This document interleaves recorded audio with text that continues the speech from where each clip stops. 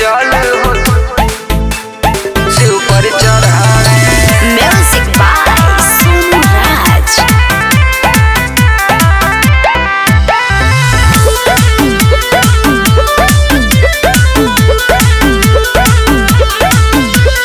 चढ़ल बाटे सावन के बहार हो, भूखल बड़ी भौज सोमार हो, भूखल बड़ी भौज सोमार हो।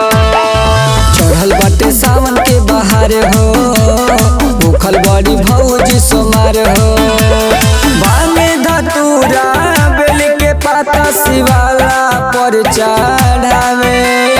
बामे धतूरा बेल के पाता शिवाला पर चढ़ावे। होते बिहान मंदिरवा में आवे, गंगा जी के जल शिव पर चढ़ावे। होते बिहान मंदिरवा में आवे, गंगा जी के जल हो शिव पर चढ़ावे। गंगा जी के जल हो शिव पर चढ़ावे।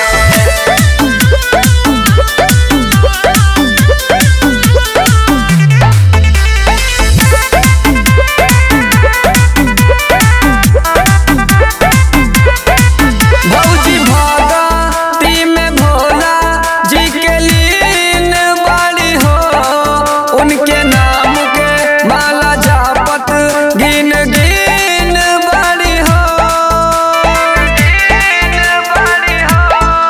भौजी भगती में भोला जी के लीन बड़ी हो, उनके नाम के माला जापत गिन गिन बड़ी हो। जब होके दुपहरियता शिव चर्चा हो गावे।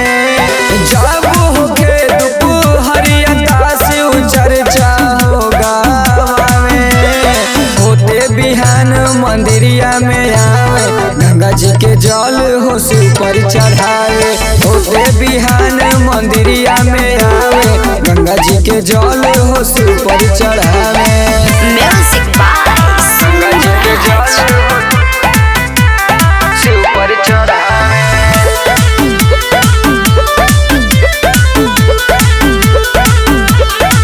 खुश राखस भोले दानी हमर भौजी के हो, होके पूरा इनके सपना इहे मांगिला हो, इहे मांगिला हो। खुश राखस भोले दानी हमर भौजी के हो, होके पूरा इनके सपना इहे मांगिला हो।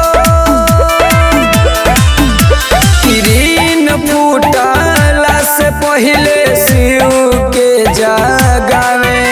किरीन फूटला से पहिले शिव के जगावे। होते बिहान मंदिरवा में आवे, गंगा जी के जल हो शिव पर चढ़ावे। होते बिहान मंदिरिया में आवे, गंगा जी के जल हो शिव पर चढ़ावे।